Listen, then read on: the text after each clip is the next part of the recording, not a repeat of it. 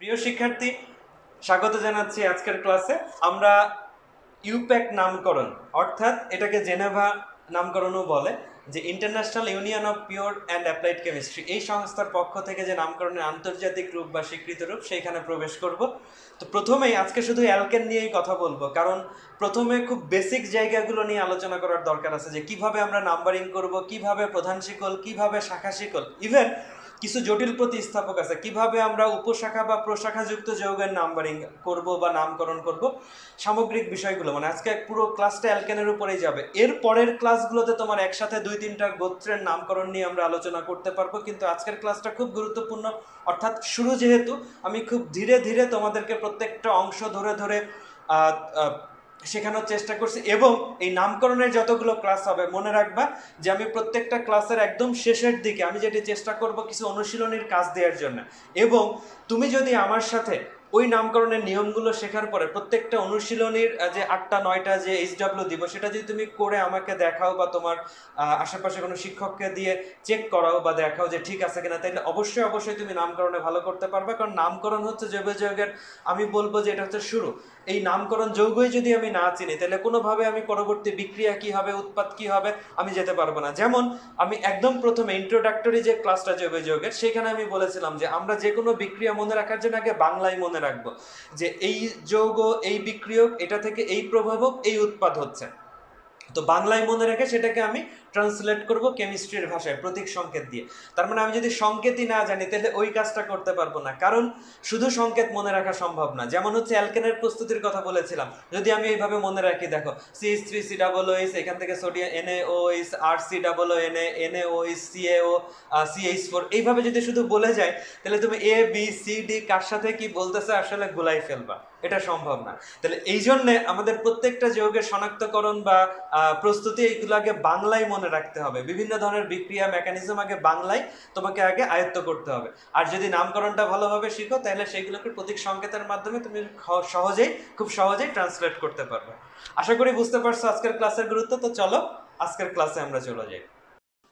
প্রিয় শিক্ষার্থীরা, নামকরণের শুরুতেই প্রথম যে গোত্র আমরা কার্যকরী মূলকে দেখেছি, সেটা ছিল অ্যালকেন। তো অ্যালকেনের নামকরণটা আমরা দেখব।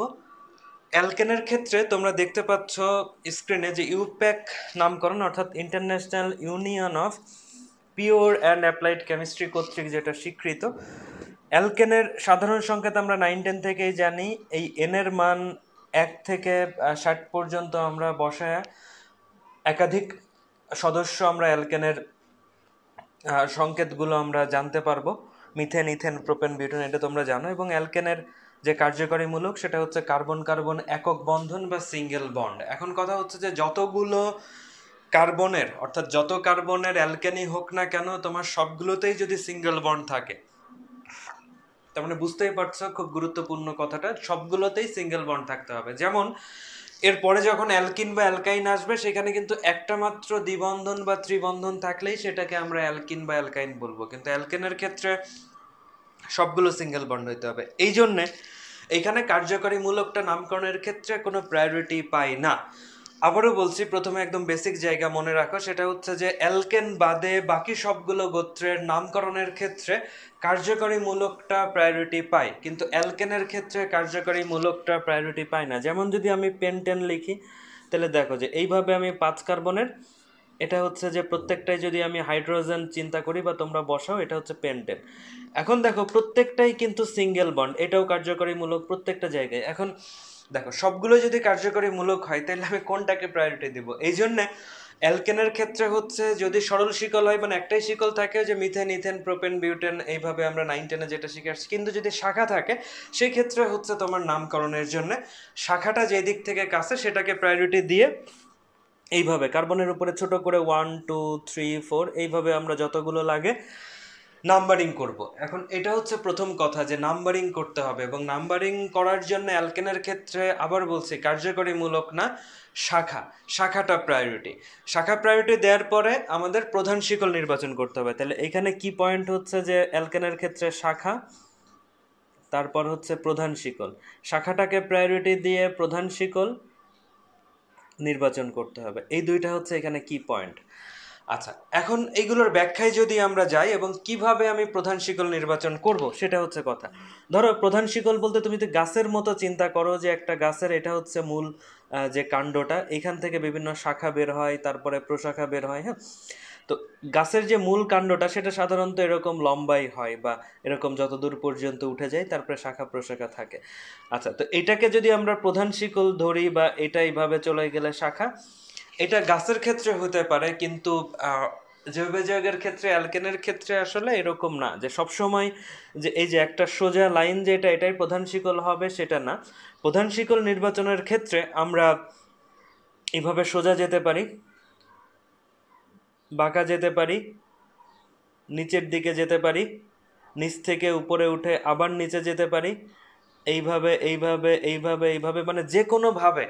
মূল কথা হচ্ছে যে আঁকা বাঁকা আমরা যেতে পারি, কিন্তু আমাদের উদ্দেশ্য হচ্ছে প্রধান শিকল মানে সর্বোচ্চ সংখ্যক কার্বন যে শিকলে থাকবে, এখানে carbon bond carbon bond carbon, এইভাবে সর্বোচ্চ সংখ্যক কার্বন থাকতে হবে এবং নিরবিচ্ছিন্নভাবে। তার মানে হচ্ছে মাঝখানে ব্রেক থাকা যাবে না। যেমন এটা যদি হয় তাহলে হবে না এটা এক, এটা দুই, না এটা হবে না, মাঝখানে ব্রেক থাকা যাবে না, মানে carbon bond carbon bond carbon bond carbon, এইভাবে কার্বন কার্বন যে শিকলটা হবে সেটা সোজা হোক, লম্বা হোক, বাঁকা হোক, উপরে উঠে নিচের দিকে যাক, যেভাবেই যাক কোনো সমস্যা নেই। আমরা নিরবিচ্ছিন্নভাবে কার্বনের যে শিকল, সর্বোচ্চ সংখ্যক কার্বনকে নির্বাচন করতে পারবো যে কোনো একটা সংকেত থেকে, যে ওয়েতে, সেটাকেই আমরা প্রধান শিকল বলবো। এবং এর বিপরীতে যেটা শাখা আসবে, হ্যাঁ, যেটা প্রধান শিকলের সাথে ধরো যে আরেকটা শাখা আসছে, শাখাটা হচ্ছে যেগুলো প্রধান শিকলের নাম্বারিং এর অন্তর্ভুক্ত করা যাবে না, সেটাকে হচ্ছে শাখা। তো এটা হচ্ছে নর্মালি বললাম, এখন উদাহরণ না দিলে বুঝবে না।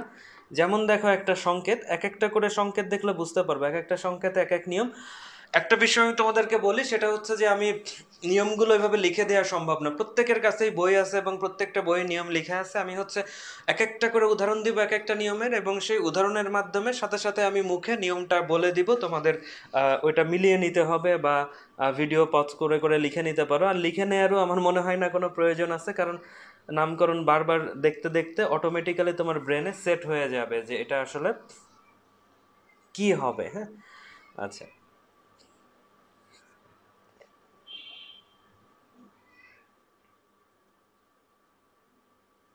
ধরো এটা একটা সংকেত। এখন কথা হচ্ছে আমি প্রধান শিকল কিভাবে নির্বাচন করবো, হ্যাঁ। তো সাধারণত আমরা এইভাবে চিন্তা করি, প্রথমত যে গাছের মতো যদি চিন্তা করি, এটা হচ্ছে যে প্রধান লাইন, এটা হচ্ছে প্রধান শিকল, আর এইগুলো যে সাইড দিয়ে বের হয়ে গেছে এইগুলো শাখা। তো আমি বলছি যে হ্যাঁ, সোজা হতে পারে, এই যে সোজা হতে পারে, আবার বাঁকা হতে পারে, উপরে উঠতে পারে, নিচে আসতে পারে, এটা ডিপেন্ড করবে।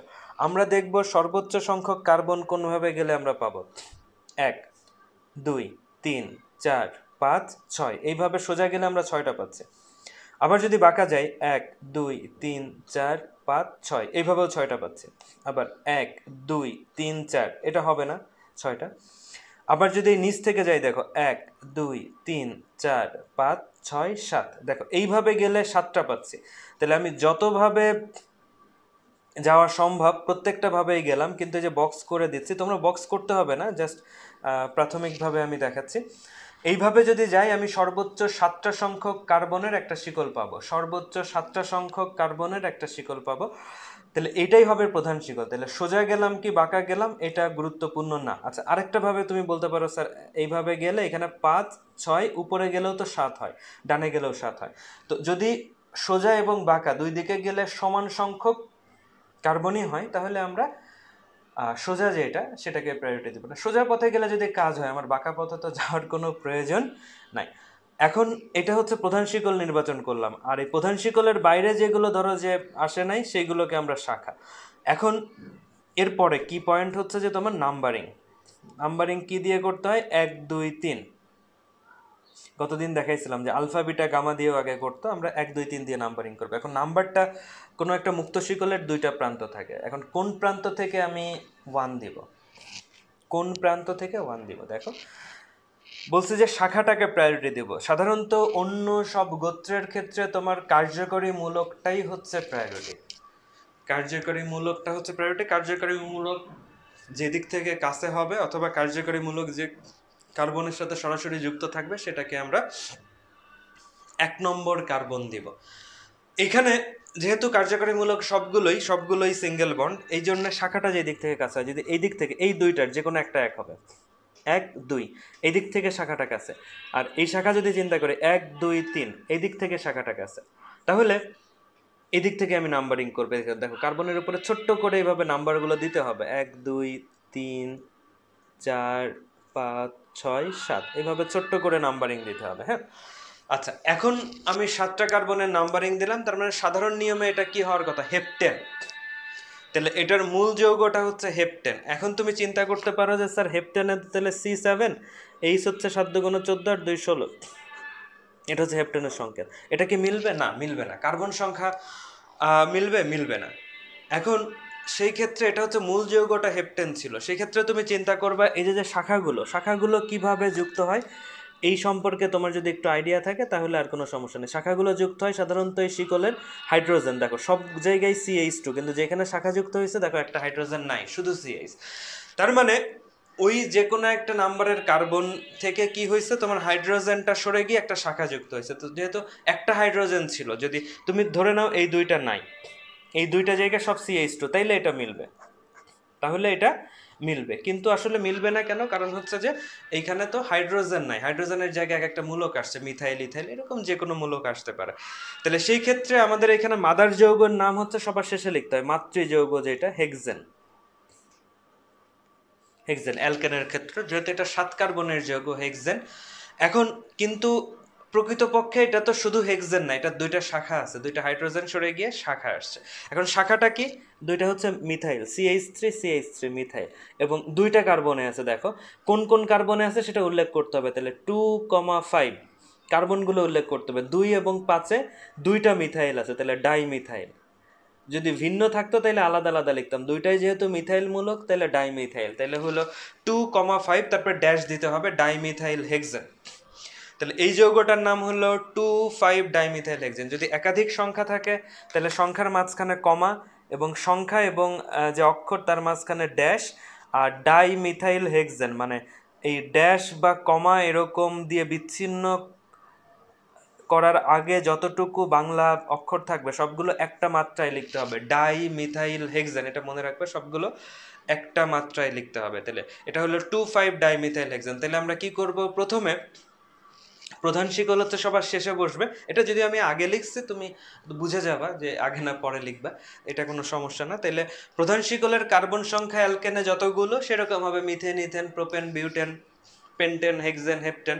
হ্যাঁ, তাহলে 7 কার্বনের একটু সরি, নাম্বারিংয়ে একটু মিস্টেক হয়েছে, এটা হচ্ছে হেপটেন, 7 কার্বন হলে হেপটেন। আচ্ছা, তাহলে ওই যে বললাম যে পেন্টেন, হেক্সেন, হেপটেন, অক্টেন, নন ডেকেন, এইভাবে ডোডেক, আনডেক 11-12 পর্যন্ত দেখবা বইয়ে দেয়া আছে।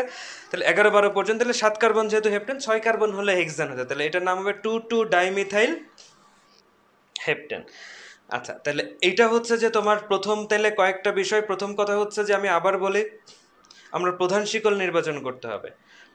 প্রধান শিকলটা সোজা হইতে পারে, বাঁকা হয়ে উপরের দিকে যেতে পারে, নিচে আসতে পারে, নিচ থেকে উপরে নিচে আসতে পারে, আঁকা বাঁকা এইভাবে যে কোনো পথে আসতে পারে। আমাদের মূল হচ্ছে নিরবিচ্ছিন্নভাবে carbon carbon carbon carbon carbon carbon, এইভাবে যতগুলো হয় সেটা আঁকা বাঁকা যাই হোক, প্রধান সর্বোচ্চ সংখ্যক কার্বন হবে হচ্ছে প্রধান শিকল, এবং প্রধান শিকলের অন্তর্ভুক্ত হবে না যেগুলো, সেইগুলোকে আমরা বলবো সেটা হচ্ছে শাখা শিকল। তাহলে আমরা দেখলাম এখানে দুইটা শাখা হয়েছে, প্রধান শিকলের 7টা কার্বন, এই জন্য হেপটেন, আর শাখা দুইটাকে লিখতে হবে তার নাম্বার সহ। তাহলে 2 নম্বর কার্বনে একটা মিথাইল, 5 নম্বর কার্বনে একটা মিথাইল, তাহলে দুইটা মিথাইল মিলে কি হলো, ডাইমিথাইল। আর নাম্বারটা উল্লেখ করতে হবে 2,5 দেন ড্যাশ দেন ডাইমিথাইল হেপটেন। ডাইমিথাইল হেপটেনকে একসাথে লিখতে হবে, আর সংখ্যাগুলোর মাঝে কমা হবে। দেখো পরবর্তী উদাহরণে যদি আমরা যাই, এরকম যদি কোনো সংকেত থাকে, এটার ক্ষেত্রে নিয়মটা কি দেখো। আমাদের প্রধান কাজ হচ্ছে যে শাখা, প্রধান শিকল নির্বাচন করা, দেন নাম্বারিং করা, প্রধান শিকল দেন নাম্বারিং। আর নাম্বারিংটা করব, নাম্বারিংয়ের জন্য প্রায়োরিটি হচ্ছে শাখা। আমরা যদি প্রধান শিকল দেখে 1 2 3 4 5, এইভাবে কয়টা হচ্ছে, 5টা হচ্ছে। আবার 1 2 3, এটা তো হবে না, 1 2 3 4 5, এইভাবে 5টা হলো। তাহলে আমি সোজা নিব, বাঁকা পথে কেন যাব? আবার যদি এখান থেকে শুরু করে দেখো 1 2, এখানে দুইটা আছে, 3 4 5, মানে এইভাবে গেলেও 5টা হচ্ছে, এইভাবে গেলেও 5টা হচ্ছে, সোজা গেলেও 5টা হচ্ছে। তাইলে আবারও বলছি, যদি সোজা পথে আর বাঁকা পথে সেম হয় বা একই কাজ হয়, তাহলে বাঁকা পথে যে কাজ করবে সে অবশ্যই বোকা। তাহলে এটা হচ্ছে যে তোমার প্রধান শিকল। এখন কথা হচ্ছে যে নাম্বারিং করতে হবে। নাম্বারিং এর জন্য শাখা কোন দিক থেকে কাছে।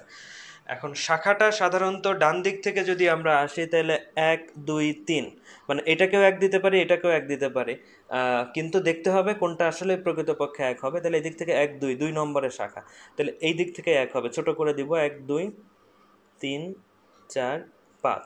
এখন দেখো প্রধান শিকলে যেহেতু এই দুইটা যায়নি, দেখো দুইটা শাখা, একটা হচ্ছে মিথাইল, একটা হচ্ছে ইথাইল। একটা মিথাইল এবং আরেকটা ইথাইল, তাহলে দুইটা শাখা যদি হয় তাহলে আলাদা আলাদা লিখতে হবে। এখন কথা হচ্ছে যে 5 কার্বনের, তাহলে 5 কার্বনের জন্য মূল মাদার যৌগ হচ্ছে পেন্টেন, এটা আমরা লিখলাম, এটা সবার লাস্টে হবে। আর তুমি ওই যে আবারও বলছি যে তুমি ওইভাবে মিলবে না, CnH2n+2 এই সূত্রে এখন মিলবে না, কারণ হচ্ছে যে এখানে শাখা যুক্ত। এই হাইড্রোজেন একটা একটা থাকলে মিলতো, কারণ হাইড্রোজেন সরে গিয়ে এটা যুক্ত হয়েছে, তাহলে কার্বন সংখ্যা বা হাইড্রোজেন সংখ্যা মিলবে না। তো তোমার এখানে প্রধান শিকলের কার্বন সংখ্যাকে লাস্টে লিখতে হবে, যেহেতু পেন্টেন মূল হচ্ছে, এটাকেই বলে মাদার যৌগ, মানে পেন্টেনের জাতক, পেন্টেনের বাচ্চা কাচ্চা, যে এখান থেকে হাইড্রোজেন সরে এই দুইটা মূলক আসছে। আশা করি বুঝতে পারছো। এখন 2 নম্বরে আছে মিথাইল, 3 নম্বরে ইথাইল, তাহলে দুইটা ভিন্ন শাখা আছে বা দুইটা ভিন্ন মূলক আছে। যদি এরকম ভিন্ন মূলক থাকে, এর আগে যেমন দুইটাই ছিল মিথাইল, তো ডাইমিথাইল লিখছে, সমস্যা হয় না। আর মিথাইল ইথাইল বা এরকম প্রোপাইল যদি ভিন্ন ভিন্ন মূলক থাকে, সেই ক্ষেত্রে নিয়ম হচ্ছে আলফাবেটিক্যাল অর্ডারে যেটা আগে আসবে। আলফাবেটিক্যাল অর্ডার তোমরা জানো ইংরেজি অক্ষরের ক্রম। মিথাইলের প্রথমে এম, ইথাইলের প্রথমে ই, তাহলে কোনটা আগে? ই। তাহলে আগে হচ্ছে ইথাইল লিখতে হবে, তাহলে ইথাইলের নাম্বারটা সহ লিখতে হবে। 3 নম্বরে ড্যাশ ইথাইল, 3 নম্বরে কি আছে? ইথাইল, তাহলে 3 ethyl dash 2 methyl, 3 ethyl 2 methyl pentane, 3 ethyl 2 methyl pentane. তাহলে এখানে কি হলো বিষয়টা, যে দেখো দুইটা ভিন্ন মূলক বলে আলাদা লিখতে হতো। যদি দুইটাই মিথাইল হইতো আমরা লিখতাম ডাই মিথাইল, কিন্তু এখানে কি আছে? 3 নম্বরে ইথাইল, তাহলে সংখ্যা এবং লেখার মাঝে একটা ড্যাশ, আবার সংখ্যা, এখানে ড্যাশ, আবার 2 মিথাইল, তাহলে 3 ইথাইল 2 মিথাইল, এই দুইটা হচ্ছে শাখা। আর মূল মাদার যৌগ হচ্ছে পেন্টেন। অ্যালকেনের ক্ষেত্রে অথবা এরপরে আরও যে অনেকগুলো উদাহরণ আসবে, প্রত্যেকটা উদাহরণের ক্ষেত্রে আমরা দেখব যে মূল মাদার যৌগটাকে লাস্টে লিখতে হয়, অর্থাৎ যেটা হচ্ছে মূল প্রধান শিকল ছিল সেটা হচ্ছে মূল মাদার যৌগ। আর শাখাগুলো সাধারণত সেই প্রধান শিকলের যে কোনো একটা কার্বনে তোমার হাইড্রোজেনকে সরায় শাখাগুলো যুক্ত হয়, তখন হচ্ছে যে তখন ওই কার্বন আর হাইড্রোজেন সংখ্যা মিলবে না। তোমার বারবার মনে হইতে পারে স্যার পেন্টেন কিভাবে। সো আশা করি বুঝতে পারছো, আমি ক্লিয়ার করতে পারছি। এভাবে তোমার করতে হবে। এরপরে যদি আরেকটা দেখি, দেখো CH3,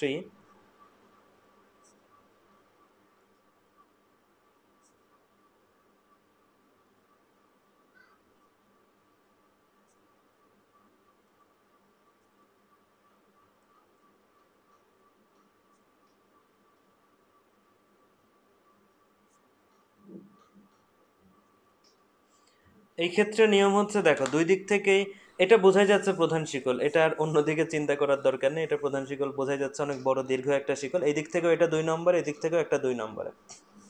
তাহলে এরকম যদি হয় যে ফার্স্ট অপশনটা যদি আমরা যেটা প্রথম বিবেচনা করব, প্রথম যোগ্যতা যদি সেম হয়, তখন দ্বিতীয় যোগ্যতায় যেতে হবে, যে দ্বিতীয় যোগ্যতাটা কেমন তার উপর সিলেকশন করতে হবে। যদি কোনো নিয়োগ পরীক্ষায় দুজন যদি সমান মার্কস পায়, তখন দেখতে হবে যে তার আদার্স অ্যাক্টিভিটিসগুলো সে কেমন পারে, সেক্ষেত্রে তাকে নিয়োগ দিবে তার পারফরমেন্স বা কথাবার্তা ইসের দিক থেকে। তো বুঝতেই পারছো যে দুজনেই সমান মার্কস, কিন্তু একজন খুব স্মার্টলি কথা বলে, উচ্চারণ ভালো, আর একজনের কথাবার্তা বা না ওইরকম একটা গায়ের ভাব আছে, তো স্বাভাবিকভাবেই কাকে পছন্দ করবে বুঝতেই পারছো। তো এখন যদি প্রথমটা দেখো দুই দিক থেকেই 2 নম্বর পজিশনে হয়, তখন দেখো দ্বিতীয় শাখা, যে এটা আরেকটা শাখা আছে, এটা কোন দিক থেকে কাছে? 1 2 3 4, এটা 4, কিন্তু এদিক থেকে আসলে 5-এ হবে, তাহলে বুঝতেই পারতেছো বাম দিক থেকে কাছে। সুতরাং 1 2 3 4 5 6 7 8, তাহলে 8 কার্বনের মানে মূল মাদার যৌগ ছিল অক্টেন, অক্টেনের জাতক এটা, এই জন্য মূল মাদার যৌগ অবশ্যই লিখতে হবে। আর দেখো 3টা শাখা হয়ে গেল। নাম্বারিং এর জন্য নাম্বারিং করার পরে আর কোনো সমস্যা নেই, আমরা 3টা শাখা, 3টাই সেম, তাহলে মিথাইল, তাহলে ট্রাইমিথাইল একবারে লিখতে পারবো, ট্রাইমিথাইল। কিন্তু আমরা জানি যে শাখাগুলোর সাথে নাম্বারগুলো দিতে হয়, তাহলে কত আছে? 2 4 এবং 7, তাহলে 2 4 7 ট্রাইমিথাইল, 2 4 7 ট্রাইমিথাইল অক্টেন, এটার নাম হচ্ছে 2 4 7 ট্রাইমিথাইল অক্টেন, এটা মাত্রা হবে একসাথে, ঠিক আছে? তাহলে মূল মাদার যৌগকে লাস্টে লিখতে হবে, কিন্তু আমি আগে লিখি তোমাদের বোঝানোর জন্য আর কি। এটা মূলত কিসের জাতক? অক্টেনের জাতক। তো অক্টেনের 3টা কার্বনে 2, 4 এবং 7, এই 3টা কার্বনে হাইড্রোজেন সরে গিয়ে 3টা মিথাইল মূলক যুক্ত হয়েছে। হ্যাঁ, তাহলে সংকেত থেকে নাম্বারিং এবং নামকরণটা এমন ভাবে হবে যেন উল্টাটা, যখন আমরা নাম থেকে সংকেত লিখি তখন যেন আমরা একইভাবে আমরা সঠিকভাবে লিখতে পারি, কোনো ধরনের কোনো ভুল না হয়। আচ্ছা, এখন আমরা জানি যে শাখা পর্যন্ত আমরা জানলাম, তবে নামকরণের ক্ষেত্রে একটা বিষয় যে আমরা খেয়াল রাখবো যেন প্রশাখা না হয়। তবে কিছু কিছু ক্ষেত্রে যদি প্রশাখা হয়েই যায়, সেক্ষেত্রে আমরা প্রশাখা হইলে কিভাবে নাম্বারিং করব? প্রশাখা বা উপশাখা, এগুলোকে বলা জটিল প্রতিস্থাপক। আমি আবারও বলছি যে আমরা চেষ্টা করব নাম্বারিং এর ক্ষেত্রে, বইয়ে অনেক উদাহরণ আছে, আমার পক্ষে বুঝোই যে কতটা উদাহরণ দেখানো সম্ভব। হয়তো 40টা উদাহরণ আছে অ্যালকেনের, 40টা দেখাইতে গেলে আমার মিনিমাম বুঝাইতে গেলে কতগুলো ক্লাস লাগবে, সো এটা সম্ভব না। সো দেখো, জটিল প্রতিস্থাপক তার মানে হচ্ছে যে উপশাখা, কিছু কিছু ক্ষেত্রে আছে উপশাখা অ্যাভয়েড করা যায় না। আমরা নাম্বারিং এর ক্ষেত্রে এমনভাবে চেষ্টা করব বা প্রধান শিকল নির্বাচনের ক্ষেত্রে যেন উপশাখা না হয়। উপশাখা মানে হচ্ছে এটা যদি প্রধান শিকল হয় তাহলে এটা যদি শাখা, আবার এখান থেকে যদি আরেকটা বের হয় এটা হচ্ছে উপশাখা। এখন উপশাখা কিছু কিছু ক্ষেত্রে অ্যাভয়েড করা যাবে না। তাহলে যদি অ্যাভয়েড করা না যায় সেক্ষেত্রে আমি কিভাবে নাম্বারিং করব? এখন এটা বোঝার জন্য আমাদের একদম মাদার যৌগ থেকে আসতে হবে, মূল যৌগ থেকে আসতে হবে। যে মূল যৌগ, যেমন যদি আমি একটা 8 কার্বনের যদি মূল যৌগ ধরি, ধরো অক্টেন, CH3 CH2 CH2, 4টা 5টা 6টা 7টা 8টা, তাহলে এটা হচ্ছে যদি অক্টেন হয় 1 2 3 4 5, হ্যাঁ দেখো এটা হচ্ছে অক্টেন, এটা হলো অক্টেন। আচ্ছা, এটা হচ্ছে মাদার যৌগ। এখন যদি এরকম হয়, এটাকে আমি আবার লিখছি, এটা শুধু অক্টেন, এন অক্টেন না, কিন্তু আগেকার নিয়মে আমরা এন অক্টেন বলতাম, কিন্তু এখন যেহেতু নাম্বারিং এর, দেখো এখানে যদি একটা শাখা হয়, ধরো C2H5 একবারেও লেখা যায়, এইভাবে ভেঙেও লেখা যায়, একই কথা। শাখা হলেই দেখো একটা হাইড্রোজেন কমে গেল 4 নম্বর কার্বনে, হ্যাঁ, CH2 CH2 CH2 CH3, তাহলে 1 2 3 4, তাহলে 1 4 5 6 7, এটা হচ্ছে 8। তুমি সবগুলোই নাম্বারিং করবা, তাহলে এটা হচ্ছে শাখা হয়ে গেল। তাহলে 4 ইথাইল, ওটা ছিল অক্টেন, এটা হচ্ছে 4 ইথাইল অক্টেন। দেখো মাদার যৌগটাকে আমরা কিভাবে ক্যারি করি এবং জটিল প্রতিস্থাপক বানাই। হ্যাঁ, জটিল প্রতিস্থাপক বানাই, অথবা প্রশাখা বা উপশাখা যাই বলো সমস্যা নেই, উপশাখাযুক্ত যৌগ বানাই। তাহলে এটার নাম হচ্ছে 4 ইথাইল অক্টেন। আশা করি বুঝতে পারছো যে অক্টেনের 4 নাম্বার কার্বনে 2 কার্বনের একটা শাখা ইথাইল মূলক এইখানে যুক্ত। এখন এই যে শাখা, আমি বলছি যে এখান থেকে এটা যদি শাখা হয়, তাহলে শাখা থেকে যদি আবার কোনো প্রতিস্থাপক যুক্ত হয় সেটা হবে উপশাখা বা প্রশাখা যাই বলো। এখন দেখো CH3 CH2 CH2 CH,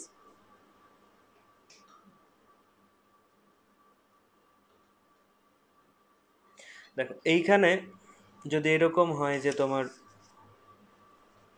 এই যে এইখানে 2টা হাইড্রোজেন, দেখো এই 2টা হাইড্রোজেনের একটা হাইড্রোজেন যদি থাকে, আরেকটা যদি প্রতিস্থাপিত হয়ে একটা মিথাইল মূলক আসে, তাহলে এটার ক্ষেত্রে এটা কি হবে? হ্যাঁ, তাহলে 1, এটা 2 3 4 5 6 7 8, তাহলে এটার ক্ষেত্রে যেটা হবে, দেখো এটা হচ্ছে শাখা, এটা হচ্ছে প্রধান শিকল ছিল আগে থেকেই, এটা হচ্ছে শাখা, আবার এইখানে হয়ে গেল এটা হচ্ছে উপশাখা বা প্রশাখা যাই বলো।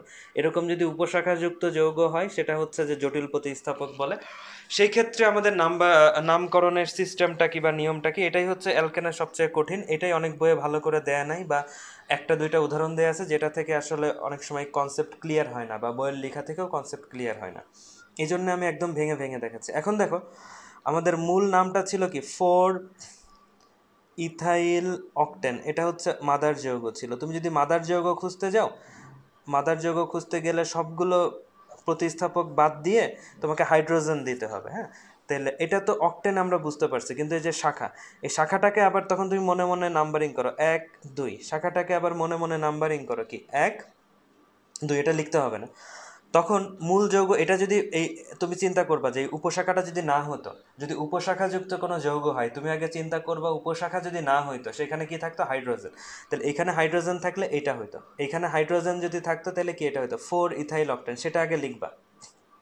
সেটা আগে এইভাবে লিখবে একটু ফাঁকা রেখে। কিন্তু বাস্তবে এই 4 নম্বর কার্বন, প্রধান শিকলের 4 নম্বর কার্বনের যে 2 কার্বনের শাখা ইথাইল, সেই ইথাইলের আবার 1 নম্বর কার্বন একটা মিথাইল আছে, তাহলে 1 মিথাইল।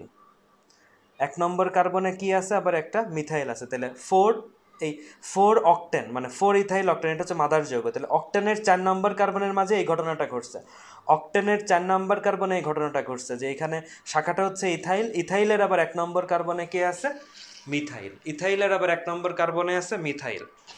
ঠিক আছে, এইভাবে হচ্ছে যে এটার নিয়ম। আমি এটারই আরেকটা দেখাচ্ছি, এটার দেখো সেম জিনিসেরই আরেকটা দেখাচ্ছি, তাইলে আরেকটু ক্লিয়ার হবে যে তুমি কিভাবে এইভাবে প্রশাখাযুক্ত যৌগকে তুমি নাম সঠিকভাবে নামকরণ করবা।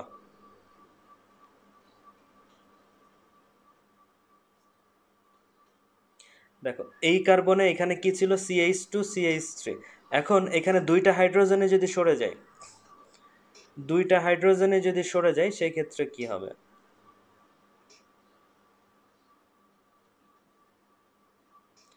দেখো এটা আগের মতোই 1 4 8। তাহলে তুমি আগে প্রথমে চিন্তা করবা, খেয়াল করো, তুমি আগে চিন্তা করবা এটা যদি প্রধান শিকল হয় তাহলে এটা শাখা, তাহলে এই 2টা হচ্ছে কি হয়েছে, উপশাখা।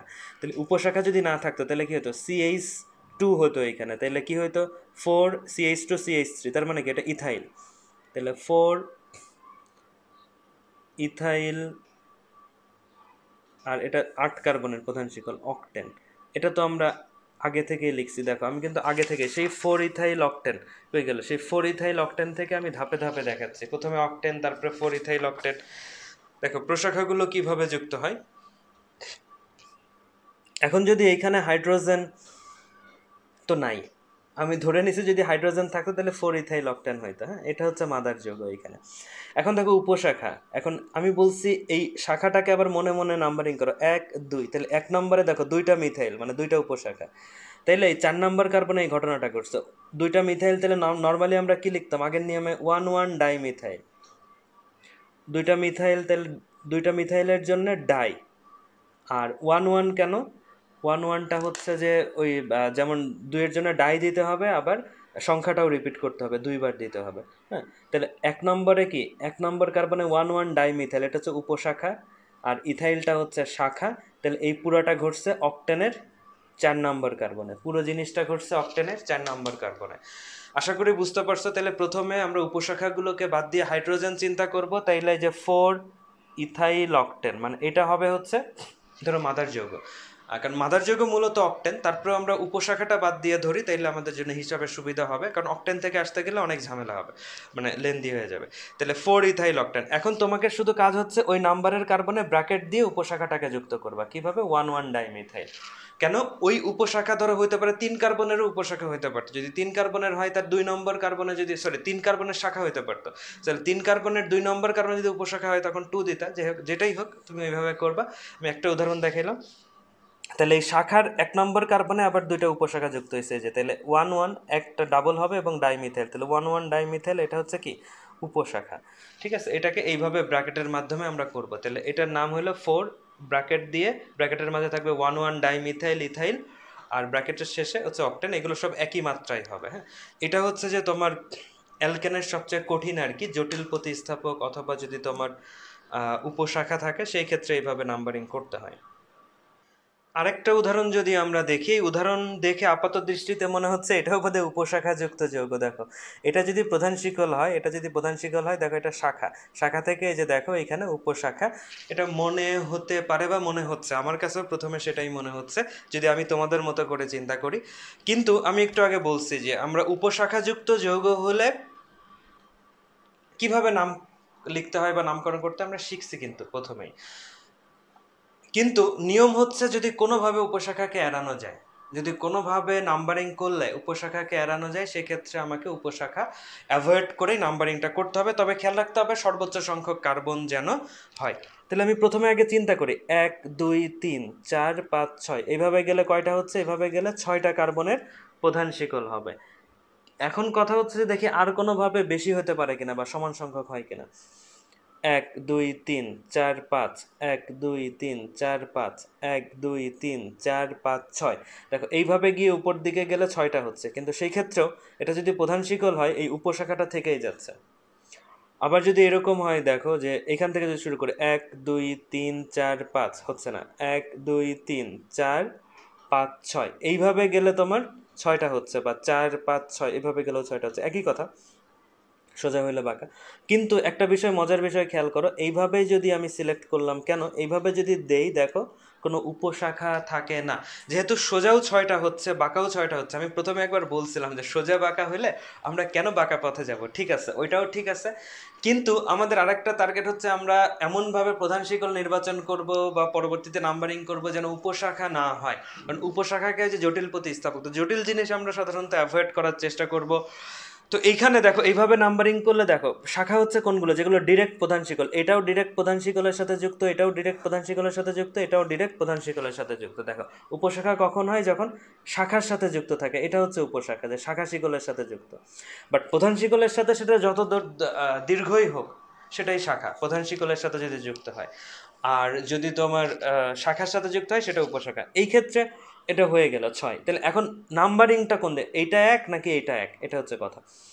1 2 দেখো 2 নম্বরের শাখা, 1 2 3 দেখো 3 নম্বরের শাখা, তার মানে বুঝতেই পারতেছো তাহলে কোন দিক থেকে নাম্বারিং হবে, এইখান থেকে। তাহলে 1 2 3 4 5 6, তাহলে 6 কার্বনের, এই জন্য ধরো যে মূল যৌগটা কি ছিল, হেক্সেন, 6 কার্বনের জন্য হেক্সেন। বাট এটা 3টা শাখা আছে, কি কি, 2টা হচ্ছে মিথাইল, এই 2টা হচ্ছে সেম, 2টা হচ্ছে ইথাইল আর একটা হচ্ছে মিথাইল। তাহলে মিথাইল আর ইথাইলের মাঝে আলফাবেটিক্যাল অর্ডারে ইথাইলটা আমরা আগে লিখবো। তাহলে ইথাইল যদি লিখি তাহলে একটা 4-এ আছে, একটা 3 আছে, তাহলে 3 4 ডাই ইথাইল, ইথাইলটা আমরা আগে লিখছি 3 4 ডাই ইথাইল। এরপরে মিথাইল, কয় নম্বরে মিথাইল, 2 2 মিথাইল, তারপরে হেক্সেন, এটাকে একমাত্রায় দিয়ে দিব। হেক্সেনটা পরে লিখতে হয়, বাট আমি আগে বোঝানোর জন্য লিখছি। তাহলে দেখো 3 4 ডাই ইথাইল, এই ক্ষেত্রে কিন্তু এই যে 2 সংখ্যা কিন্তু কম, এটা আগে লিখতে হবে এরকম কোনো বিষয় নেই, সংখ্যা যত হোক হোক, সংখ্যা 1 সবার পরে হইতে পারে, 8 সবার আগে হইতে পারে, দেখো 3 4 আগে হয়েছে, 2 পর, সংখ্যাটা ফ্যাক্টর না। এই ক্ষেত্রে হচ্ছে যেটা শাখা যুক্ত হচ্ছে সেই শাখার নাম ইংরেজিতে এবং তার যে প্রথম অক্ষর সেটা সিরিয়াল, আলফাবেটিক্যাল অর্ডার বলে, ইংরেজি আদ্যক্ষরের ক্রম, সে আলফাবেটিক্যাল অর্ডারে ইথাইল আগে, এই জন্য ইথাইলটা আগে লিখছি, এবং 2টা থাকলে ডাই সংখ্যাটাও ডাবল দিতে হয়, এটা আগেই বলছি, আর একটা থাকলে তো সংখ্যাটাও একবার, আর শুধু ওই মূলকটার নাম হবে, ঠিক আছে। এইভাবে হচ্ছে যে আমরা তোমাদের দেখাইলাম আজকে হচ্ছে অ্যালকেন।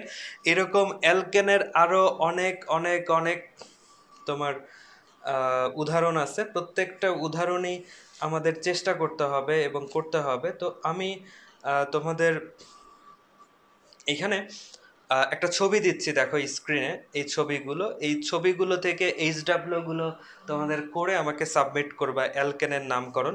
তোমাদের এইভাবে ভেঙে ভেঙে কিন্তু পরীক্ষায় দেয়া থাকবে না। কিভাবে থাকবে সেটা হচ্ছে যে শর্টকাটে থাকবে, ব্র্যাকেটে থাকবে। হ্যাঁ, ব্র্যাকেটে থাকলে তুমি কিভাবে ভাঙবা, দেখো একটা ব্র্যাকেট 1 নম্বরে যেটা ছবিতে দেখতে পাচ্ছ, আমি একটা দেখাই দিচ্ছি, CH, এখানে ব্র্যাকেটে CH3, তারপরে CH2 2টা, সি CH3 এইখানে 3টা। আচ্ছা, এখন এইভাবে যদি থাকে আমাকে ভেঙে লিখতে হবে, ভেঙে না লিখলে আমরা নাম্বারিংও করতে পারবো না এবং নামও লিখতে পারবো না। তাহলে এই ক্ষেত্রে কয়েকটা বিষয় মনে রাখো, যে 2টা বন্ধন যেটা আমরা যে শিকল বাড়াই CH2 এই CH2 মাঝখানে লেখা যায়, হ্যাঁ, অ্যাড করা যায়, বা CH অ্যাড করা যায়, কিন্তু CH3কে কখনোই 2টা বন্ডের মাঝখানে অ্যাড করা সম্ভব না, কারণ কার্বনের হাত 5টা হয়ে যাবে, এই একটা 2টা আর এখানে 3টা 5টা।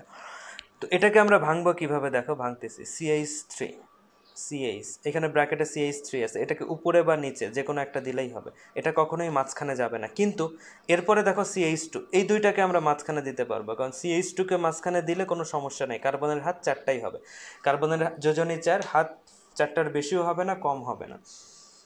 সবসময় মনে রাখবা CH3 থাকলে সবসময় প্রান্তে থাকে, CH3 কখনোই মাঝখানে থাকে না। দেখো প্রান্ত বলতে যে কোনো শাখা হোক বা প্রধান হোক একই কথা, এরপরে আর কিছু নাই।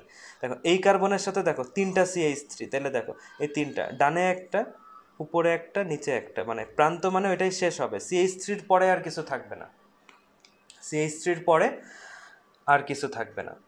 তাহলে সেই ক্ষেত্রে দেখো এখন আমরা হচ্ছে নাম্বারিং করবো, এটা ভাঙা হয়ে গেল, তাহলে এই ভাঙাটাই হচ্ছে গুরুত্বপূর্ণ। এখানে 9টা প্রায় উদাহরণ আছে, 9টা উদাহরণ, এটা ভাঙাটাই গুরুত্বপূর্ণ, এটা নিজেরা করতে হবে, SW করবা। সমস্যা হলে আমি দু একটা কারেকশন করব, বাট এগুলো নিজেরা একটু চেষ্টা করে শিখতে হবে, কারণ প্রত্যেকটা নিয়ে আবার যদি 10টা বুঝাইতে যাই তাহলে আরেকটা ক্লাস লাগবে। অ্যালকেনে যদি 2টা ক্লাস লাগে তাহলে বুঝতে পারছো এরকম গোত্র হচ্ছে 15-16টা, নামকরণ শিখতেই 30টা ক্লাস লাগবে। তো নিজেরা বাসায় একটু কষ্ট করতে হবে, অনলাইন ক্লাস বা কলেজের ক্লাসেও আসলে এতটা করানো সম্ভব হতো না, এটা নিজেরা বাসায় প্র্যাকটিস করতে হবে অথবা কোনো অভিজ্ঞ টিচারের সহায়তা নিতে হবে। তো এটা বুঝতেই পারছো, এটাই বাস্তবতা। এখন দেখো আমরা যদি না এটাই প্রধান শিকল, এটা বোঝা যাচ্ছে। তাহলে 1 2 3 4 5 6, তাহলে এটা হচ্ছে 6 কার্বনের প্রধান শিকল, বাট নাম্বারিং এদিক থেকে করলে এটা 2 নম্বরে, এদিক থেকে করলে 2 নম্বরে, কিন্তু 2 নম্বরে এখানে দেখো জোর বেশি, এই পাশের জোর বেশি, এটাও মিথাইল এটাও মিথাইল, কিন্তু এই পাশে মিথাইল 2টা আছে 2 নম্বরে, এই পাশে মিথাইল 2 নম্বরে একটা আছে। হ্যাঁ, তাহলে এদিক থেকে আমরা নাম্বারিংটা করব, যেহেতু 2টা আছে জোর বেশি। যদি এরকম থাকতো 2 নম্বরে একটা মিথাইল, এখানে ধরো শুধু একটা আছে ইথাইল, তখন ইথাইল বড়, তাহলে এদিক থেকেই করতাম। সেম পজিশনে থাকলে যদি একাধিক থাকে তাহলে সেদিক থেকে হবে, আবার সেম পজিশনের মাঝে যে শাখাটা বড় শিকলের হবে সেটাকে প্রায়োরিটি দিব যদি সেম পজিশনে থাকে। হ্যাঁ, আচ্ছা, তাহলে এই ক্ষেত্রে হচ্ছে যে দেখো এখানে 3টা হচ্ছে শাখা, তাহলে 3টাই মিথাইল, তাহলে কি 2 2, 2 এ 2টা, 5 এ একটা, তাহলে 2 2 5 সংখ্যাটা বারবার রিপিট করে লিখতে হবে, এবং 3টা একসাথে আমরা ট্রাই মিথাইল। শাখাগুলো আগে লিখতে হয়, 2 2 5 ট্রাইমিথাইল, আর উপশাখা হলে তো এই যে ব্র্যাকেটে দিতে হয়, এটা আগেই দেখাইছি যে এখানে 2 2 5 ট্রাইমিথাইল 6 কার্বনের হেক্সান। তাহলে দেখো এইভাবে হচ্ছে যে আমরা এগুলো সলভ করবো। তাহলে বাকি 8টা এটা তোমার কাজ, তুমি সলভ করবে। প্রত্যেকটা শেষেই আমি এইভাবে ছবি দিব স্ক্রিনে, ওইখান থেকে স্ক্রিনশট নিয়ে প্রত্যেকটা সলভ করার চেষ্টা করবে, কারণ প্রচুর সময় লাগবে, যোগাযোগের জন্য অনেক সময় দিতে হবে। হ্যাঁ, আশা করি অ্যালকেন বুঝতে পারছো। যেখানে বুঝবা না সেখানে অবশ্যই আবার দেখবা, ভিডিওটা আবার দেখবা। আমাকে প্রশ্ন করার আগে ভিডিওটা আমার মনে হয় যে সেকেন্ড টাইম যদি রিপিট করো আমার মনে হয় না আর প্রশ্ন করতে হবে। তারপরেও যদি করতে হয় তাহলে তো অবশ্যই করবা, আমাকে জানাবা। এবং তোমাদের ওই যে বলছি যে সবার প্রশ্ন সাথে সাথে অ্যান্সার দেওয়া সম্ভব না, আমি একসাথে করে হয়তো আবার একটা, এটাকে কি বলে, সলভ ক্লাস, সেটা হচ্ছে যে আমরা নিব। তো আজকে এই পর্যন্ত। আজকে শুধু দেখো অ্যালকেন নিয়ম শিখতে গিয়ে আমাদের অনেক সময় হয়ে গেল, 1-1.5 ঘন্টা ক্লাস হলে তো একদম ধৈর্য থাকতো না, এই জন্য আমরা চেষ্টা করি ছোট ছোট করে ভাগে ভাগে ক্লাস নেওয়ার জন্য। তো যাই হোক, ভালো থাকো, সুস্থ থাকো, এবং পরবর্তী গোত্রগুলোর নামকরণের জন্য রেডি থাকো।